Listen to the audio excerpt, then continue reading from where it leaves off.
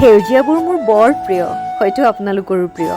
আৰু এনে সেউজীয়াবোৰ যদি আৰু অধিক সেউজীয়া হৈ পৰে তেন্তে তাতোতকৈ আৰু সুখৰ কথা একো হ'ব নোৱাৰে। আৰু এই সেউজীয়াখিনিক আৰু অধিক সেউজীয়া কৰিবলৈ এহাল চৰায়ে এই ফুলগছজোপাৰ ঠিক মাজ অংশত ইমান আটোমটোকাৰিকৈ এটা বাঁহ সাজিছে।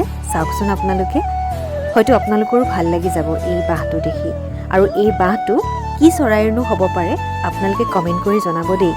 আৰু এই বাঁহটো আমাৰ ঘৰৰ আগচোতালতে থকা এজোপা ফুল গছৰ এই অংশত লৈছে। আৰু খুব বেছি ভাল লাগিছে এনেকৈ থকাৰ কাৰণে। আৰু ভাবিলোঁ আপোনালোককো এই ভিডিঅ'টো শ্বেয়াৰ কৰোঁ।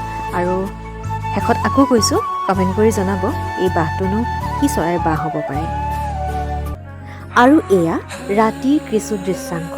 আৰু ইয়াতে আপোনালোকে এই মৰম লগা বাঁহটোৰ সৈতে সেই মৰম লগা কণমানি চৰাইহালকো দেখিবলৈ পাব। আৰু এতিয়া আপোনালোকৰ আৰু অধিক অনুমান কৰিবলৈ সহজ হ'ব যে এই চৰাই বাঁহটোনো কিহৰ হয়। তেন্তে কমেণ্ট কৰি জনাব দেই।